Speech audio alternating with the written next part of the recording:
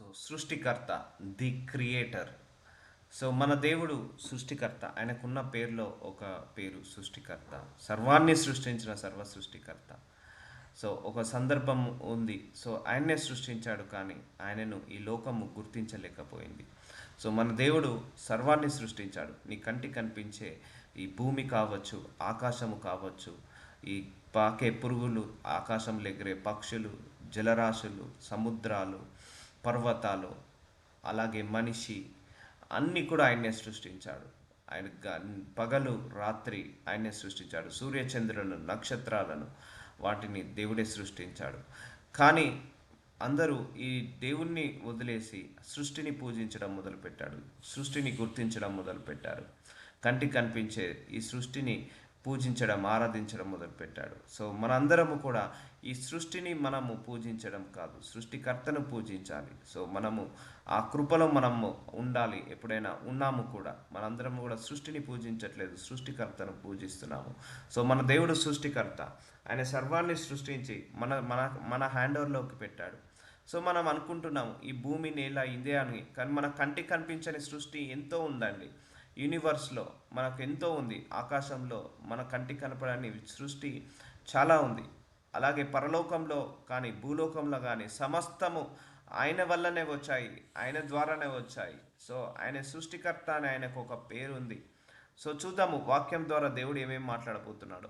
యోహాను సువార్త 1 అధ్యాయం 3 వచనంలో, కలిగి ఉన్నది ఏది ఆయన లేకుండా కలగలేదు. చూసారా, కలిగి ఉన్నది ఏది ఆయన లేకుండా కలగలేదట. సమస్తము ఆయన ద్వారానే, ఆయన వల్లనే, ఆయన కోసమే వచ్చింది. ఈ భూలోకము ఆయన సృష్టించిందే, పరలోకము ఆయన సృష్టించిందే. పరలోకంలో కొన్ని లక్షల దేవదూతలు ఉంటారండి, కొన్ని లక్షల కోట్ల దేవదూతలు ఉంటారు. అవన్నీ కూడా దేవుడే సృష్టించాడు. భూలోకంలో 800 కోట్ల జనాభా దేవుడే సృష్టించాడు. పక్షులు, పాకే పురుగులు, జంతువులు, నువ్వు ఏదైతే ఎగ్జిస్ట్ అయిందో ఈ వరల్డ్లో, మనం ఏదైతే చూస్తున్నామో, మనం వాడుకుంటున్నామో వస్తువులు కావచ్చు, ఇవన్నీ కూడా ఆయన మన కంఫర్ట్ కోసం, మన ఫెసిలిటీ కోసం సృష్టించాడు. ఇప్పుడు చాలామంది టెక్నాలజీ కనిపెడుతున్నారు. సో ఆ టెక్నాలజీ కనిపెట్టడానికి జ్ఞానం ఇచ్చేదే దేవుడు. సో చాలామంది టెక్నాలజీ ఉంది కదా, ఇక దేవుడితో ఏ పని అని అనుకుంటున్నారు. సో ఏ టెక్నాలజీ కూడా దేవుణ్ణి ఆపలేదు, దేవుడి శక్తినికి సరితూగదు.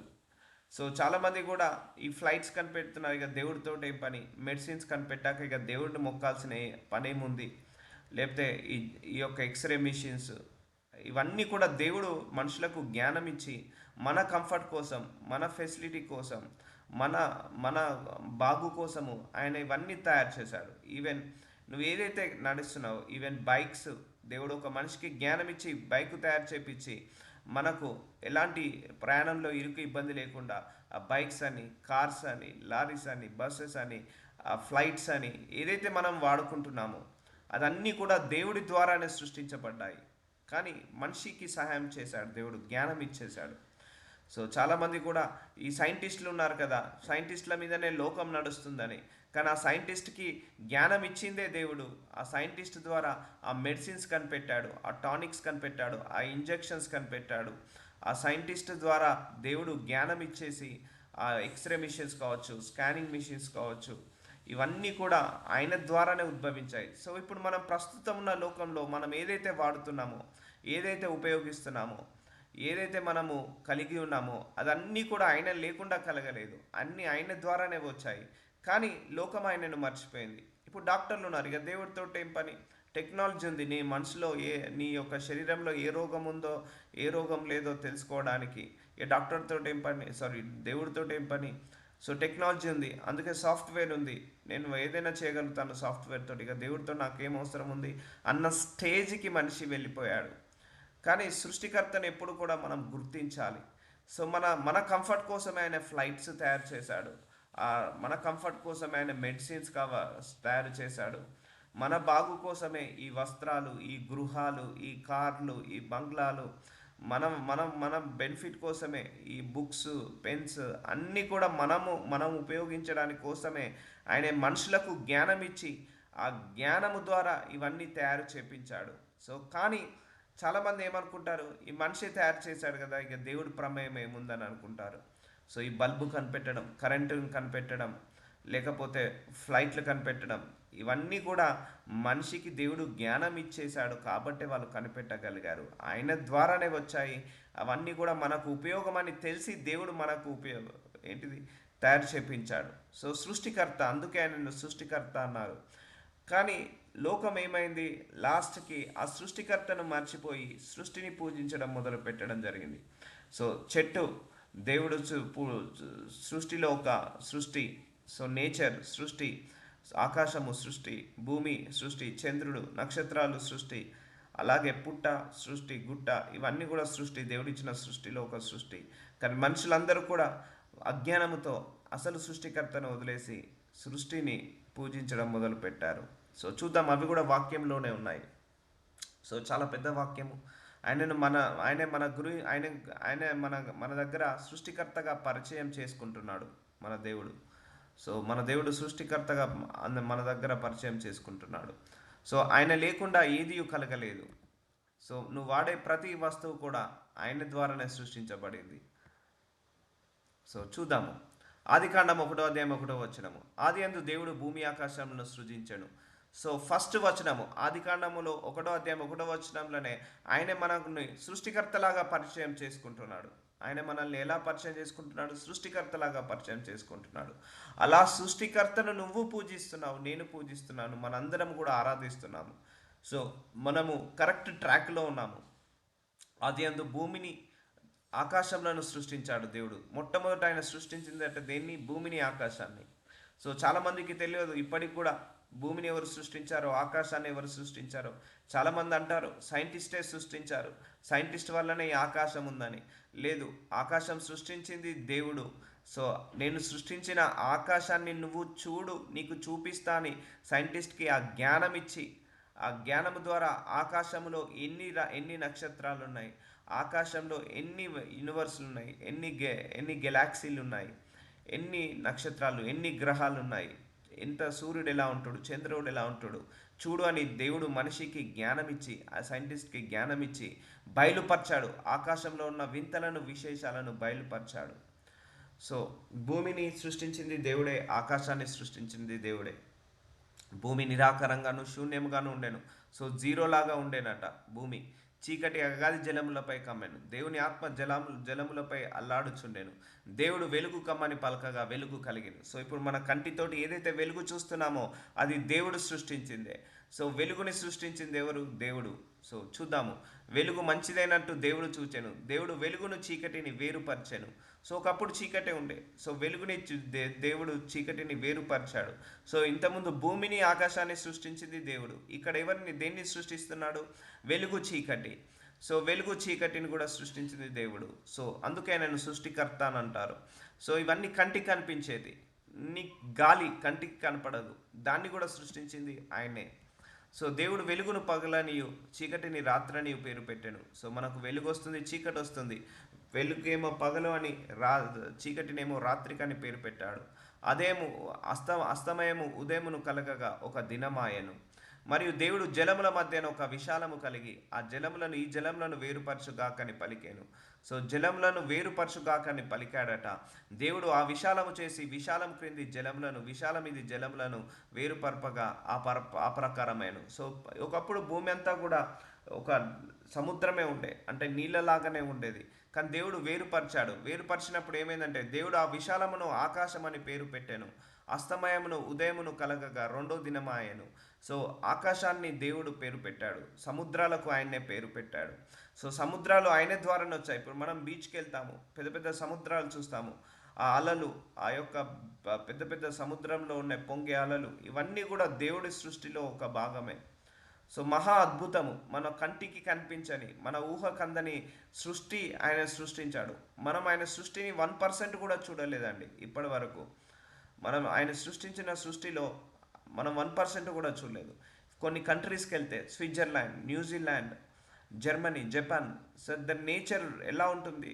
సో మనం ఊహకు కూడా అందని నేచర్ అంత బాగుంటుంది, అంత అంత ఎక్సలెంట్గా ఉంటుంది. భూలోకం ఎలా ఉంటాయి, ఇక పరలోకం ఇంకెలా ఉండాలి. ఇంకా ఆకాశము, మన కంటికి కనిపించని ఆకాశము పైన ఇంకా అనేకమైన వింతలు, విశేషాలను దేవుడు సృష్టించాడు. ఇంత గొప్ప సృష్టిలో దేవుడు మనకి ఇచ్చేసి మన హ్యాండ్ ఓవర్కి పెట్టేశాడు. సో ఉదయము రెండవ కలగగా దినమాయను. అంటే ఈ పగలను సృష్టించింది ఆయనే, రాత్రిని సృష్టించింది ఆయనే, రోజులను సృష్టించింది ఆయనే. దేవుడు ఆకాశం కిందనున్న జలంలో ఒక చోటను కూర్చబడి ఆరిన నేల కనబడు గాకని పలకగా ఆ ప్రకారమాయను. సో ఆరిన నేల కనపడును గాక అంటే సముద్రం ఉండే, నీళ్లు ఉండే. సో నీళ్లతో ఈ భూలోకమంతా కప్పిపోయి ఉన్నప్పుడు ఆరిన నేల కనపడు గాక అని అన్నప్పుడు ఆరిన నేల వచ్చిందండి. ఆరిన నేల వచ్చింది అంటే భూమి వచ్చింది, భూమి కనపడింది. సో మనకు భూలోకంలో 70% నీళ్లతో నిండి ఉందండి. ఓన్లీ 30%ఏ భూమి ఉంది. ఈ 30% భూమిలోనే ఇన్ని కోట్ల మంది జనాభా నివసిస్తున్నారు. మొత్తం భూలోకం అంతా కూడా 70% వాటర్తో ఆక్యుపై ఉంది, సముద్రాలతో, జలాలతో, అడవులతో.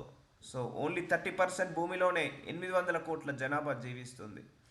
సో అదే మొత్తము ఉంటే ఇంకా ఫ్రీగా ఉండేది. అదే 70% వాటర్తో నిండుకున్న ఈ భూమి కనుక లెగిస్తే ఆ 30% భూమి ఎప్పుడో అయిపోతుంటుంది, ఎప్పుడో నాశనం అయిపోతుంటుంది. సో కాబట్టి దేవుడి సృష్టి చూడండి, ఒక 70% 30% భూమిలోనే మనిషితో ద్వారా ఇన్ని అద్భుతాలు చేస్తే ఇక మిగిలిన 70% భూమిలో కూడా దేవుడు అనేక అద్భుతాలు చేస్తాడు. దేవుడు ఆరిన నెలకు భూమి అని పేరు పెట్టాను, చూసారా? భూమి అని ఆయన్నే పేరు పెట్టాడు. జలరాశికి ఆయన సముద్రంలని పేరు పెట్టాను. సో జలరాశులన్నిటికీ సముద్రము, ఆరిన నేలకు భూమి, పైన కనపడేదానికి ఆకాశము, నడిచే నేలకు నేల అని పేరు పెట్టాడు. సో సముద్రంలోని పేరు పెట్టాను, అది మంచిదని దేవుడు చూచాను. సో దేవుడు సృష్టించిన సృష్టి అంతా మంచిదే అండి, దాంట్లో ఏమాత్రము చెడు లేదు. మనమే చెడ్డగా చేసుకుంటున్నాం. భూమి మంచిది, ఆ భూమిని కూడా మనం ఏం చేస్తున్నాము? పాయిజన్ లాగా చేస్తున్నాము. ఆ భూమిని కూడా నాశనం చేస్తున్నాము. పొల్యూట్ గాలి, ఆయన సృష్టించిన సృష్టిలో ఒక సృష్టి, ఆ గాలిని కూడా మనం ఏం చేస్తున్నాము? పొల్యూట్ చేస్తున్నాము. ఫ్రెష్ ఎయిర్ లేకుండా ఆ పొల్యూటెడ్ ఎయిర్ ఇవన్నీ కూడా మన ద్వారా, మన మనిషి చేస్తున్న తప్పుల వల్ల ఆ సృష్టి కూడా నాశనం అయిపోతుంది. దానివల్ల మనిషి కష్టాలు కొని తెచ్చుకుంటున్నాడు. ఇప్పుడు జలరాశులు అది కూడా మంచిదే, వాటిని కూడా నాశనం చేస్తున్నారు జనాలు. దేవుడు గడ్డిని విత్తనములిచ్చు చెట్లను, భూమి మీద తమ తమ జాతి ప్రకారం తమలో విత్తనములు గల ఫలములిచ్చు వృక్షములను భూమి మొలిపించును గాకని పలకగా ఆ ప్రకారమాయను. సో మనం తినే ఫ్రూట్స్, వెజిటేబుల్స్, ఆకుకూరలు, ఇవన్నీ కూడా మొక్కలు, చెట్లు, ఇవన్నీ కూడా దేవుడు సృష్టించాడండి. సో అందుకే గడ్డిని విత్తనములు ఇచ్చే చెట్లను భూమి మీద తమ తమ జాతి ప్రకారము, సో తమ తమ జాతి, ఫ్రూట్స్ ఒక జాతి, అలాగే వెజిటేబుల్స్ ఒక జాతి. వెజిటేబుల్స్లో కొన్ని వందల రకాల వెజిటేబుల్స్, ఫ్రూట్స్లో కొన్ని వందల రకాల ఫ్రూట్స్, మనం తినే పదార్థాలు కొన్ని వందల రకాలుగా ఆకుకూరలు, అవన్నీ కూడా మొలువు అనగానే అవి నేల నుంచి మొలుచుకుంటూ వచ్చాయి. తమలో విత్తనములు గల ఫలములిచ్చు ఫలవృక్షములను, ఫలాలను భూమి మొలిపించును కాకని పలకగా ఆ ప్రకారమైన. అంటే భూమికి ఇక్కడ దేవుడు ఏమి ఇచ్చాడు? మొలిపించే గుణము, పుట్టించే గుణము ఇచ్చేశాడు దేవుడు. సో అందుకే ఒక నేచర్ పెట్టేశాడు భూమికి. భూమిలో మనం ఏ విత్తనం పెట్టినా కూడా అది మొలకెత్తుతుంది. ఎందుకు? ఆ నేచర్ ఇచ్చేశాడు దేవుడు ఆ భూమికి. సో అందుకే దేవుడు ఒక్కడే అండి, ఆ దేవుడి ద్వారానే ఈ సర్వమంతా సృష్టించబడింది. సో ఆ దేవుడు ఒక ప్రాసెస్ పెట్టాడు. భూమిలో ఎవరు విత్తనం విత్తినా, ఒకవేళ క్రైస్తవులు విత్తనం విత్తుతనే అది మొలకెత్తుతుందా, లేకపోతే హిందువులు ఎత్తితే మొలకెత్తుదా? సో ఎవరైనా కూడా, ఏ కులం వారైనా, ఏ మతం వారైనా, ఏ భాష వారైనా ఆ భూమిలో విత్తనం పెడితే అది మొలకెత్తుతుంది. That is the fund of the earth. అది భూమి యొక్క నైజం, అది భూమి యొక్క లక్షణాన్ని దేవుడు అది ఇచ్చేశాడు, ఆ లక్షణాన్ని ఇచ్చేశాడు. మొలిపించును గాకని పలకగా ఆ ప్రకారం ఆయను. సో భూమి గడ్డి తమ తమ జాతి ప్రకారం విత్తనములిచ్చు చెట్లను తమ తమ జాతి ప్రకారం తమలో విత్తనములు గల ఫలవృక్షములను మొల్పింపగా అది మంచిదని దేవుడు చూపించాను. సో ఫలాలు, చెట్లు, పుట్టలు, గుట్టలు, సముద్రము, సెలయేర్లు, ఆకాశము, భూమి, సూర్యుడు, చంద్రుడు, నక్షత్రాలు, వెలుగు, చీకటి, ఇదన్నీ కూడా సృష్టించింది ఆయనే. అందుకే ఆయనే ఆది కాండంలో ఆయనను ఎలా పరిచయం చేసుకున్నాడు? ఆయన నేను సృష్టికర్తలాగా మనకు పరిచయం చేసుకున్నాడు. The creator is the creator of the heaven and earth, is the creator of whole the world. మనం కంటితోటి ఏదైతే చూస్తున్నామో, భూలోకంలో ఏదైతే ఎగ్జిస్ట్ అయ్యిందో దాన్ని కూడా ఆయనే సృష్టించాడు. ఆయన సృష్టించేదంతా కూడా మంచిదే. సో చూడండి, మనం ఒకసారి ఆలోచిద్దాం. ఫ్రూట్స్లో ఎన్ని రకాల విటమిన్స్ ఉంటాయి, మినరల్స్ ఉంటాయి. అలాగే ఆకుకూరలు, ఒక చిన్న ఆకుకూరలో కూడా అనేక రకాల విటమిన్ ఏ అని, విటమిన్ డి అని ఎన్నో రకాల విటమిన్స్ ఉంటాయి. ఫ్రూట్స్లో, వెజిటేబుల్స్లో, ఆ చిన్న చిన్న విత్తనాలలో కూడా చాలా రకాలుగా విటమిన్స్ ఉంటాయి. మనిషికి చాలా బలాన్ని ఇస్తాయి, శక్తిని ఇస్తాయి అవన్నీ కూడా. సో అవన్నీ మొలిపించింది ఎవరు? దేవుడే. సో దేవుడు మంచిగా ఇచ్చేశాడు మనకు, కానీ మనమే పొల్యూట్ చేసుకుంటున్నాం. ఇప్పుడు ఆర్గానిక్ పంట కాకుండా, న్యాచురల్ పంట కాకుండా మెడిసిన్స్తో పంట పండిస్తున్నారు. సో అది నాట్ గాడ్స్ విల్, అది దేవుడి చిత్తము కాదండి. మెడిసిన్స్తో పంట పండించడం. సో న్యాచురల్గా దేవుడు పండించాడు, న్యాచురల్గా దేవుడు పుట్టించాడు. సో కానీ జనాభా పెరుగుతుంది, త్వరగా మనకు పంట చేతికి రావాలని ఇప్పుడు అందరూ కూడా మెడిసిన్స్తో పండిస్తున్నారు. సో ఇట్స్ ఏ అటాక్, అది అందరి హెల్త్ ఇష్యూ మీద పడే అటాక్ అది. So organic food is the best food. So అది దేవుడు సృష్టించిన ఫుడ్లో. కానీ ఇప్పుడు దేవుడు సృష్టించిన ఆహారాన్ని ఏం చేస్తున్నాడు? అపవాది కల్తీ చేసేస్తున్నాడు. భూమిని దేవుడు సృష్టించాడు, ఆ భూమిని కూడా కల్తీ చేసేస్తున్నాడు. గాలిని దేవుడు సృష్టించాడు, గాలిని కూడా కల్తీ చేస్తున్నారు. అలాగే సముద్రాలను కల్తీ చేస్తున్నారు. సో ఏమేమో వింతలు విచిత్రాలు చేసి భూమిని నాశనం చేస్తున్నారు, గాలిని నాశనం చేస్తున్నారు. మనం తినే ఫ్రూట్స్ని, వెజిటేబుల్స్ని మెడిసిన్స్తో పండిస్తున్నారు. అండ్ ఇవన్నీ కూడా దేవుడి చిత్తము కాదు. సో దేవుడు చేసినప్పుడు అన్నీ మంచియే, కానీ మనిషి దానిని ఖరాబ్ చేస్తున్నాడు. ఆ ప్లాస్టిక్ వల్ల భూమిని నాశనం చేస్తున్నారు. సో ఇలా చెప్పుకుంటూ పోతే దేవుడు సృష్టించిన సమస్తము మన మంచి కోసమే సృష్టించాడు, కానీ మనమే చెడు చేసుకుంటున్నాము. అస్తమయ ఉదయం కలగగా మూడో దినమాయను. ఈ రోజులు కూడా ఆయన్నే సృష్టించాడు. పగలు రాత్రి కలిస్తే ఒక రోజు వస్తుంది, రాత్రి మళ్ళీ పగలు వస్తే ఒక రోజు వస్తుంది, మళ్ళీ ఉదయము, మధ్యాహ్నము, సాయంత్రము, రాత్రి, అర్ధరాత్రి. సో ఇట్లా అన్ని ఒక రోజుని గడపడానికి దేవుడు సూర్యుని ఇలా పంపిస్తున్నాడు, చంద్రుని ఇలా పంపిస్తున్నాడు. సో అలా సృష్టిస్తాడు దేవుడు లోకాన్ని. కానీ మనం డేలు గడిచిపోతున్నాయి. కానీ ఇప్పుడు మార్నింగ్ లేవగానే సూర్యుడు వస్తాడు, ఒక 9-10 వరకు మళ్ళీ సూర్యుడి యొక్క తీవ్రత పెరుగుతుంది. మధ్యాహ్నం 1 వరకు సూర్యుడి యొక్క తీవ్రత ఇంకా పెరుగుతుంది, వేడిమి పెరుగుతుంది. మళ్ళీ 4 కాగానే చల్లబడిపోతుంది, 6 కాగానే కంప్లీట్గా సూర్యుడు వెళ్ళిపోయి మళ్ళీ చంద్రుడు వస్తాడు. సో ఈ మెకానిజం చూడండి, ఈ యొక్క మెకానిజం, లేకపోతే ఈ యొక్క పద్ధతి, ఈ యొక్క ఇంపార్టెన్స్ చూడండి ఎలా జరుగుతుందో. సూర్యుడు రావడం, చంద్రుడు వెళ్ళిపోవడం, చంద్రుడు రావడం, సూర్యుడు వెళ్ళిపోవడం. అలాగే మనకి ఇక్కడ చీకటి ఉంటే అమెరికా దేశంలో వెలుతురు ఉంటుంది, అక్కడ వెలుతురు ఉంటే ఇక్కడ మనకు చీకటి ఉంటుంది. సో ఇవన్నీ చూడండి, మనకు ఊహకందని సృష్టి దేవుడు సృష్టించాడండి. ఆ సృష్టిని మనం గుర్తించలేకపోతున్నాం, ఆ సృష్టికర్త యొక్క జ్ఞానాన్ని మనం గుర్తించలేకపోతున్నాం. ఏదో గడుస్తున్నాయి, గాలి వస్తుంది, పీల్చుకుంటున్నాం, కానీ ఆ గాలి ఎవరు సృష్టించారు? నీళ్లు, మనం నేల కింద చూడండి, భూమి కింద మనం బోర్లేస్తే నీళ్ళు వస్తున్నాయి చూడండి, ఆ నీళ్ళ ద్వారానే మనిషి బ్రతుకుతున్నాడు. ఒకేలా భూమి కింద ఆయన నీళ్లు సృష్టించకపోయి ఉంటే, మన కాళ్ళ కింద, మన భూమి కింద నీళ్లు సృష్టించకపోయి ఉంటే మనకు వాటర్ సప్లై ఎలా వచ్చేది కాదు కదా. సో మన కంఫర్ట్ కోసం ఆయన సమస్తాన్ని మన మంచి కోసమే సృష్టించాడు. ప్రతిరోజుని సృష్టించాడు. నైట్ కాగానే పడుకున్నాక రెస్ట్ తీసుకోవాలి, మళ్ళీ నెక్స్ట్ డే మార్నింగ్. సో చూడండి ఎలా మనిషి కోసం దేవుడు ఎలా తయారు చేశాడో సృష్టిని. ఇవన్నీ మనం పుట్టినప్పటి నుంచి మనకు తెలియకుండానే జరిగిపోతున్నాయి, కాబట్టి మనం అంతగా ఆలోచించలేదు. ఒక 24 అవర్స్ వాటర్ ఆగిపోతే మన పరిస్థితి ఏంటిది? ఒక 5 నిమిషాలు గాలి ఆగిపోతే మన పరిస్థితి ఏంటిది? ఒక 10 నిమిషాలు కనుక మన ఇంట్లో కరెంటు లేకపోతే మన పరిస్థితి ఏంటిది? సో ఇవన్నీ కూడా ఆయన మన కోసమే సృష్టించాడు. కానీ లాస్ట్కి ఈ కంఫర్ట్ జోన్లో పడి, ఈ కంటికి కనపడుతున్న ఈ సృష్టిని చూసి మనిషి సృష్టికర్తను మర్చిపోవడం జరిగింది. చూద్దాము. దేవుడు పగటిని రాత్రిని వేరుపరిచినట్లు ఆకాశ విశాలమందు జ్యోతులను కలుగుగా కనియు, అవి సూచనలను, కాలములను, దిన సంవత్సరములు సూచించుటకై ఉండునుగా కనియు. చూసారా, విశాలమందు ఆకాశంలో ఏంటిది? జ్యోతులు అంటే ఏంటిది? స్టార్స్ని సృష్టించాడట. అందులో జ్యోతి, సూర్యుడు, చంద్రుడు కూడా ఒక జ్యోతియే, నక్షత్రాలు ఒక జ్యోతే. సో అవన్నీ కూడా కాలములను, సంవత్సరములను సూచించుటకై ఉండును గాకనియు, భూమి మీద వెలుగునిచ్చుటకు అవి ఆకాశ విశాలమందు జ్యోతులుండు గాకనే పలికెను, ఆ ప్రకారమైన. సో భూమి మీద వెలుగు ఏమిస్తుంది? మనకు సూర్యుడు వెలుగిస్తున్నాడు. సో రాత్రి అయితే చంద్రుడు వెలుగులాగా మారుతున్నాడు. సో ఇవన్నీ జ్యోతులు, నక్షత్రాలు అన్నిటిని కూడా అక్కడెక్కడో కొన్ని లక్షల కిలోమీటర్ల దూరంలో సూర్యుని పెట్టాడు, కొన్ని లక్షల కోట్ల కిలోమీటర్ల దూరంలో చంద్రుని పెట్టాడు.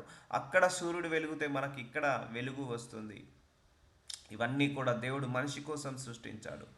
సో కాబట్టి ఆకాశంలో ఉన్న నక్షత్రాలు, ఆకాశంలో నిలబడ్డ సూర్యుడిని చంద్రుడిని కూడా సృష్టించింది దేవుడే. అవన్నీ ఎందుకు? కాలాలను సమయాలను సూచిస్తుందట, సంవత్సరాలను సూచిస్తుందట. సో సూర్యుడు చ వర్షం పడగానే వర్షాకాలము, ఎండలు ఎక్కువ రాగానే ఎండాకాలము, సో కొంచెం చలి కాగానే చలికాలము. సో ఇలా వింటర్ సీజన్ అని మనం గ్రహించగలుగుతున్నాము, సీజన్స్ బట్టే మనం గ్రహించగలుగుతున్నాము. ఇప్పుడు మనకు చలి పెట్టగానే ఓకే చలికాలం వచ్చేసింది, వర్షాలు పడగానే వర్షాకాలం వచ్చేసింది అన్నట్టుగా మనం గుర్తిస్తున్నాము. సో కాలాలను సమయాలను ఆయన్నే, రోజులను ఆయన్నే, నెలలను ఆయన్నే, సంవత్సరాలను ఆయన్నే పెట్టేశాడు మన కోసము. సూర్యుడిని చంద్రుడిని మన కోసం వెలుగులాగా, జ్యోతులను వెలుగుగా పెట్టేశాడు. జ్యోతులు ఉండు గాకని పలికేను, ఆ ప్రకారం ఆయను. దేవుడు ఆ రెండు గొప్ప జ్యోతులను అనగా పగటిని ఏలుటకు పెద్ద జ్యోతిని, రాత్రిని ఏలుటకు చిన్న జ్యోతిని నక్షత్రములను చేశాను. సో పెద్ద జ్యోతి అన్నిటికంటే గ్రహాలలో సూర్యగ్రహం పెద్దదంటారు. అందుకే పగటిని ఏలడానికి సూర్యుడిని ఒక పెద్ద జ్యోతిలాగా పెట్టాడు, రాత్రిని ఏలుటకు చిన్న జ్యోతిలాగా నక్షత్రాలను పెట్టాడు, చంద్రుణ్ణి పెట్టాడు. భూమి మీద వెలుగిచ్చుటకును పగటిని రాత్రిని ఏలుటకు, వెలుగుని చీకటిని వేరుపరచుటకు దేవుడు విశాలమందు వాటిని నుంచెను, అది మంచిదని దేవుడు చూచెను. చూసారా అండి, ఎంత గొప్ప సృష్టి అండి. పగడు రాత్రి. సో సూర్యుడు వచ్చిందంటే మనకు అర్థం ఏంటిది? ఉదయం అయిందని. చంద్రుడు వచ్చాడంటే అర్థం ఏంటిది? రాత్రి అయిందని. సో అలా అలా మన కోసము సూర్యుని చంద్రుడిని అలా పెట్టేసి ఇక వాటికి ఒక ధర్మాన్ని ఇచ్చేశాడు. సో నువ్వు ఈ టైంకి నువ్వు ఉదయించు, ఈ టైంకి నువ్వు అస్తమించు, ఈ టైంకి సూర్యుడు అస్తమించిన తర్వాత చంద్రుడు ఉదయించు, సో తర్వాత నువ్వు అస్తమించు, తర్వాత సూర్యుడు వస్తాడు. సో అలా కంటిన్యూటీగా దేవుడు వాటికి ఒక ధర్మాన్ని ఇచ్చేశాడు. సో విశాలమందు అది నుంచెను, అది మంచిదని దేవుడు చూశాను. సో దేవుడు చేసిందంతా కూడా మంచే, మన మంచి కోసం ఆయన చేశాడు. సో వెలుగు చీకటిని ఏం చేశాడు ఇక్కడ? దేవుడు వేరుపరిచాడు. సో అది ఎలా తెలుస్తుంది? సూర్యుడు వస్తే వెలుగు వచ్చినట్టు, చంద్రుడు వస్తే చీకటి వచ్చినట్టు. సో అలా ఒక ధర్మాన్ని చేసి వాటి ద్వారా దేవుడు ఈ సృష్టిని ఆపరేట్ చేస్తున్నాడు. అస్తమయం ఉదయము కలగగా 4వ దినమాయను. దేవుడు జీవము కలిగి చెలించుడు వాటిని జలముల సమృద్ధిగా పుట్టించును కాక నీవు.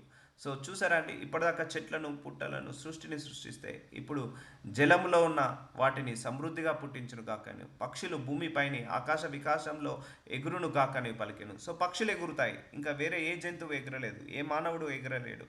సో పక్షులకు ఎగిరే తత్వాన్ని ఇచ్చాడు. అలాగే జీవము కలిగి చలించుట వాటిని జలములు సమృద్ధిగా పుట్టించాడు. జలంలో అంటే సముద్రాలలో ఉండే వాటికి దేవుడు ఈదే గుణాన్ని ఇచ్చాడు, అంటే స్విమ్మింగ్ చేసే ఆ శక్తిని, వాటికి కావాల్సిన ఆ ఆక్సిజన్ లెవెల్స్ కావచ్చు, ఆ యొక్క ఆ బాడీ నేచర్ని. ఇప్పుడు మనం ఎక్కువసేపు నీళ్ళల్లో ఉండలేము, ఒక 3 మినిట్స్ 5 మినిట్స్, కానీ చేప జీవితాంతము నీళ్ళల్లోనే ఉంటుంది. అలా వాటికి నేచర్, అది నీళ్ళలో ఉండే నేచర్ వాటి శరీరాలకు ఇచ్చాడు. భూమి మీద నిలబడే నేచర్ మనకిచ్చాడు. ఇప్పుడు భూమి మీద ఒక చేపను వేసామనుకోండి, 5 నిమిషాల లోపల చనిపోతుంది. దాని తత్వము భూమి మీద ఉండే తత్వం కాదు, భూమి మీద ఉన్న ఆ గాలి పీల్చుకొని బ్రతికే తత్వం కాదు. నీళ్ళలో ఉండి ఆ నీళ్ళలో ఈ స్విమ్మింగ్ చేసే ఆ తత్వము దేవుడు దానికి ఇచ్చాడు. ఇప్పుడు మనిషి పైకి ఎగరలేడు, అడవి జంతువులు పైకి ఎగరలేవు. సో పక్షులను పైకి ఎగరగలుగుతాడు. సో ఆ పక్షులను సృష్టించి నువ్వు పైకి ఎగురు, ఆకాశంలో నువ్వు విశాలంలో ఉండు అని, విశాలంలో ఎగురును గాకను పలికాడట దేవుడు. అది అలా వెళ్ళిపోయింది. పక్షికి ఎగిరే గుణాన్ని దేవుడు ఇచ్చాడు, మనిషికి నడిచే గుణాన్ని ఇచ్చాడు, చేపకు ఈదే గుణాన్ని ఇచ్చాడు. చూడండి సృష్టిని చూడండి, దేవుడు ఎలాగా సృష్టించాడు. ఇవన్నీ మన పుట్టుకతోటి ఇవన్నీ చూస్తున్నాం కాబట్టి తెలియలేదు మనందరికీ, జస్ట్ క్యాజువల్గా వెళ్ళిపోతున్నాం. కానీ ఎలా ఆరంభం ఎలా అయింది, ఎలా మొదలొచ్చాయి? అందుకే చాలామందికి డౌట్, కోడి ముందా గుడ్డు ముందా అని. సో గుడ్డు లేకుండా కోడి ఉండదు, కోడి లేకుండా గుడ్డు ఉండదు. చాలామంది డౌట్, చెట్టు విందా విత్తనం ఉందా? సో వాటన్నిటికీ సమాధానము బైబిల్లో ఉంది. సో దేవుడు ఎలా మొలిపించాడు? చెట్లను మొలిపించాడు, దాని ద్వారా మళ్ళీ విత్తనాల నుంచి చెట్లను. సో ఇవన్నిటికీ సమాధానము బైబిల్లో ఉంది. దేవుడు జలములో వాటి జాతి ప్రకారము జలములను సమృద్ధిగా పుట్టించిన మహామత్స్యములను చూసారా. సముద్రంలో కొన్ని లక్షల కోట్ల చేపలు ఉంటాయండి. సముద్రంలో మన కంటికి గొప్ప సృష్టి. సముద్రం కూడా ఒక సృష్టి అండి. ఒక అండర్ గ్రౌండ్లో మనం కొన్ని వీడియోస్ చూస్తే సర్ప్రైజ్ చేస్తాం. ఒక్కొక్క చేప కొన్ని కలర్స్లలో ఉంటాయి, మల్టీ కలర్స్లో, ఒక ఆర్టిస్ట్ పెయింట్ వేసినట్టుగా ఉంటాయి. ఆ సముద్రంలో ఉన్న జలరాశులు అయితే టూ మచ్, కొన్ని కోట్లల్లో ఉన్నాయండి జలరాశులు. కొన్ని కోట్ల రకాల చేపలు ఉన్నాయి, కొన్ని కోట్ల రకాల ఆక్టోపసెస్, కొన్ని కోట్ల రకాల క్రొకడైల్స్, అట్లా అన్నీ చాలా లక్షల కోట్ల జలరాశులు ఉన్నాయి సముద్రంలో, అవన్నీ సృష్టించింది దేవుడే. దేవుడు జలములలో వాటి వాటి జాతి ప్రకారము జలములు సమృద్ధిగా పుట్టించిన మహామత్స్యములను జీవము కలిగి చెల్లించుట వాటన్నింటిని దాని దాని జాతి ప్రకారము రెక్కలు గలగా ప్రతి పక్షిని సృష్టించెను. చూసారా, ఇప్పుడు కంటికి కనిపించే కొన్ని లక్షల పక్షులు ఉన్నాయండి. లక్షల పక్షులు, కొన్ని కోట్ల రకాల జలరాశులు, ఇవన్నీ కూడా సృష్టించింది ఎవరు? దేవుడు. అది మంచిదని దేవుడు చూచెను. దేవుడు మీరు ఫలించి అభివృద్ధి పొంది సముద్ర జలంలో నిండి ఉండుడని పక్షులు భూమి మీద విస్తరించును గాకాయను వాటిని ఆశీర్వదించను. సో పక్షులు భూమి మీద విస్తరించాలి అండ్ జలరాశులన్నీ భూలోకంలో జలములలో నిండి ఉండాలని చెప్పి దేవుడు వాటిని ఏం చేశాడు? ఆశీర్వదించాడు. సో ఇలా దేవుడు కంప్లీట్గా సృష్టిని సృష్టించాడు. నీ కంటి కనపడే పక్షులు, ఆకాశంలో ఎగిరే పక్షులు, నడిచే భూమి మీద నడిచే జంతువులు, లేకపోతే మానవుడు, సముద్రాలు, సముద్రంలో ఉండే కోట్ల జలరాశులు, జీవరాశులు, పాకే పురుగులు, సమస్తము కూడా ఆయననే సృష్టించాడు. సో అందుకే ఆయనకు సృష్టికర్త అని పేరు. సో ఇవన్నీ కూడా దేవుడు 6 రోజుల్లోనే సృష్టించాడు. సో అస్తమయం ఉదయం కలగా 5వ దినమాయను. దేవుడు వాటి వాటి జాతి ప్రకారము జీవము గల వాటిని, అనగా వాటి వాటి జీత ప్రకారము పశువులను, పురుగులను, అడవి జంతువులను భూమి పుట్టించుగాకని పలికెను, ఆ ప్రకారమాయను. సో దేవుడు నోటితో పలికినప్పుడు పశువులు వచ్చాయి, పురుగులు వచ్చాయి. పశువులు కూడా ఎన్ని రకాలు ఉన్నాయండి? అడవి జంతువులు, కొన్ని లక్షల రకాల అడవి జంతువులు ఉన్నాయి. ఒక జలరాశులు, పురుగులు కూడా అనేక విధమైన కొన్ని లక్షల రకాల పురుగులు ఉన్నాయి. అడవి జంతువులు కూడా కొన్ని లక్షల కోట్ల రకాల పురుగు జంతువులు అమెజాన్ అడవిలో కావచ్చు, సౌత్ ఆఫ్రికా అడవిలో కావచ్చు. మనము సర్ప్రైజ్ అవుతాము, అంత గొప్ప సృష్టిని దేవుడు సృష్టించాడు. సో అన్ని రకాల పశువులను, అన్ని రకాల అడవి మృగాలను, అన్ని రకాల కొన్ని లక్షల రకాల ఆకాశంలో ఎగిరే పక్షులు కూడా చూడండి ఎంత క్యూట్గా ఉంటాయి, ఎంత కలర్గా. సో ఒకరు పెయింట్ వేసినట్టుగా ఉంటుంది. ఇప్పుడు ఒక జీబ్రా చూడండి, ఎవరో పెయింట్ వేసినట్టు వైట్ బ్లాక్. లయన్కి కూడా చూడండి ఆ స్కిన్ కానీ, లేకపోతే ఆ ఆకాశంలో ఎగిరే పక్షులు, ప్యారట్ చూడండి, పీజియన్స్ చూడండి, అవి ఎంత బ్యూటిఫుల్గా దేవుడు చేశాడు. సో దేవుడి సృష్టిలో అవన్నీ కూడా ఒక సృష్టి అయితే మానవుడు ఒక సృష్టి. సో దేవుడు వీటన్నిటిని సృష్టించాడు కదా ఇప్పటి వరకు. సో ఇవన్నిటిని నోటి ద్వారా సృష్టిస్తే మనిషిని మాత్రం తన చేతితో సృష్టించుకున్నాడు. సో దేవుడు సృష్టించిన గొప్ప సృష్టిలో దేవుడు ఫస్ట్ ప్రియారిటీ ఇచ్చింది మనిషికే. ఆయనే ఫస్ట్గా మనల్ని అధికారము, ఇవి ఏదైతే మనకు కంటికి కనిపిస్తుందో వాటన్నిటి మీద, ఆకాశం మీద మనకు అధికారం ఇచ్చాడు, భూమి మీద అధికారం ఇచ్చాడు, జలముల మీద అధికారం ఇచ్చాడు, ఆ పక్షుల మీద, చేపల మీద, మృగాల మీద, అన్నిటి మీద మనకు ఏలమనే అధికారం ఇచ్చేశాడు. సో జంతువులు భూమి పుట్టించుగాకని పలికెను, ఆ ప్రకారమైన. సో దేవుడు పలికగానే ఆ జంతువులు వచ్చేసాయి, ఆ చెట్లు వచ్చేసాయి, కూరగాయల మొక్కలు, వెజిటబుల్స్ మొక్కలు, లేకపోతే గడ్డి, లేకపోతే ఇంకా నానా విధములైన మొక్కలు. భూమిలోనికి ఏ మొక్క పడ్డా కూడా అది ఆయన నుంచి వచ్చిందే, ఆయన సృష్టించిందే. ఏ చెట్టు చూసినా కూడా ఆయన ద్వారా వచ్చిందే. దేవుడు ఆయా జాతుల ప్రకారము అడవి జంతువులను, ఆయా జాతుల ప్రకారము పశువులను, చూసారా ఆయా జాతులు. సో ఎన్నో రకాల అడవి జంతువులు ఉన్నాయండి. ఒక ఎలిఫెంట్లోనే కొన్ని రకాల ఎలిఫెంట్స్ ఉన్నాయి. అండ్ పులి, సింహము, వీళ్ళల్లో కూడా చాలా రకాలుగా పులులు, సింహాలు వాటిల్లో ఉన్నాయి. సో ఆ జాతుల ప్రకారం పశువులను, ఆయా జాతుల ప్రకారం నేలను పాకు ప్రతి పురుగును, చీమ, లేకపోతే జెర్రీ, లేకపోతే చాలా పాకే పురుగులు ఉన్నాయి కదా, అవన్నీ కూడా దేవుడే సృష్టించాడు. దేవుడు మన స్వరూపమందు మన పోలిక చొప్పున నరులను చేయుదుము. సో చూడండి ధన్యత, మానవుని మాత్రము ఆయన రూపాన్ని ఇద్దామని అనుకున్నాడు. మన స్వరూపం చొప్పున మనిషిని సృష్టిద్దాము అనుకున్నాడు. సో ఇప్పటి వరకు ఆయన స్వరూపాన్ని దేనికి ఇవ్వలేదు, అన్నిటిని నోటితోటే సృష్టించాడు, తన జ్ఞానంతో నోటితో సృష్టించాడు. కానీ ఇప్పుడు మాత్రము మనిషికి ఒక రూపాన్ని ఇస్తున్నాడట. అదెవరి రూపము? దైవ రూపము. దేవుడి యొక్క రూపమే మనకిస్తున్నాడు. దేవుడు మన స్వరూపమందు మన పోలిక చొప్పున నరులను చేయుదుము, వారు సముద్రపు చేపలను, ఆకాశ పక్షులను, పశువులను, సమస్త భూమి మీద పాకు ప్రతి జంతువులను ఏలుదురుగాకనే పలికేను. చూసారా, ఆయన సృష్టిని మొత్తాన్ని సృష్టించి మనందరం కూడా వాటిని ఏలమని ఇస్తున్నాడు. సో మనకు ఉచితంగా ఇచ్చేస్తున్నాడు. ఈ భూమిని ఉచితంగా ఇచ్చాడు, కానీ మనమే రిజిస్ట్రేషన్లో పెట్టుకొని కొనుక్కుంటున్నాం. ఈ ఆకాశాన్ని ఉచితంగా ఇచ్చాడు, గాలి ఉచితంగా ఇచ్చాడు. ఇప్పుడు గాలి కూడా మనము డబ్బు పెట్టుకొని కొనుక్కుంటున్నాము, ఆక్సిజన్స్ లెవెల్స్. సో అలాగే సమస్తాన్ని మనకి ఇచ్చేశాడు. అవన్నీ మనము ఏలాలని మనకు అధికారాన్ని ఇచ్చేశాడు. ఆయన రూపాన్ని మనకి ఇచ్చేశాడు. చూద్దాము. సమస్తము భూమి మీద ప్రాకు ప్రతి జంతువును ఏలుదురుగాకని పలికెను. దేవుడు తన స్వరూపమందు నరుని సృజించెను. దేవుని స్వరూపమందు వారిని సృజించెను. స్త్రీని కానీ పురుషుని కానీ వారిని సృజించెను. సో దేవుడు సృష్టిలో అండి స్త్రీ పురుషుడు ఇద్దరూ సమానమే అండి. మనకు ఎందుకో తెలియదు ఆ శాపం ఏంటిదో, స్త్రీని ఒకలాగా పురుషుని ఒకలాగా అలా చూస్తుంటా అంటారు. సో ఒకటండి, నేను చాలా సందర్భాల్లో మా పిల్లలకు కూడా చెప్పడం జరిగింది. సో మనకెందుకో తెలియదు కానీ ఎందుకు ఈ మూఢనమ్మకాలు వచ్చాయో కానీ, కుడి చేయి సృష్టించింది దేవుడే, ఎడమ చేతి సృష్టించింది దేవుడే. ఈ కుడి చేతికి ఎడమ చేతికి కూడా విరోధం పెట్టారండి. సో కుడి చేయి ఇంపార్టెంటే, ఎడమ చేయి ఇంపార్టెంటే. సో చాలామంది ఏదైనా తీసుకున్న కుడి చేతితోటి కాదు ఎడమ చేతితోటి తీసుకోవద్దు. సో ఎడమ చేతికి ఏం ఏం ఏం నష్టం ఉంది? సో నీ కుడి చేతి అయితే ఎంత పవర్ ఉందో ఎడమ చేతికి కూడా అంతే పవర్ ఉంటుందండి. సో చాలామంది ఎందుకో తెలియదు కానీ ఎడమ చేతిని ఒక దోషం లాగా చూస్తారు. ఇప్పుడు కుడికాలు ఎవరైనా ఇంట్లో అడుగు పెట్టేటప్పుడు కుడికాలు పెట్టాలంటారు. అంటే ఎడమకాలు అంత నీచమైనదా? అలాంటప్పుడు ఎడమకాలు అవసరం లేనప్పుడు ఆ ఎడమకాలను నరికేయచ్చు కదా. ఆ ఎడమ చేయి నీచమైనప్పుడు ఆ ఎడమ చేయి నరికి వేయచ్చు కదా. ఎందుకు? మనిషి చూడండి, దేవుడు అన్ని సృష్టించాడు. ఈ శరీర భాగాలనే వేరుపరిచారు, శరీర భాగాలనే వ్యత్యాసపరిచాడు.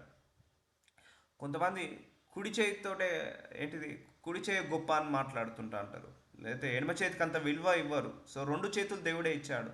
కొంతమంది కుడికాలు ఎడమకాలు వాటికి కూడా వ్యత్యాసం పెట్టారండి. కుడికాల్ని ఎడమకాల్ని. సో కుడికాలకి ఎక్కువ ఇంపార్టెన్స్ ఇస్తారు, ఎడమకాలు ఎక్కువ ఇంపార్టెన్స్. ఇవన్నీ మూఢనమ్మకాలు వచ్చేసాయి. సో ఇవన్నీ మూఢనమ్మకాలు వచ్చేసాయి.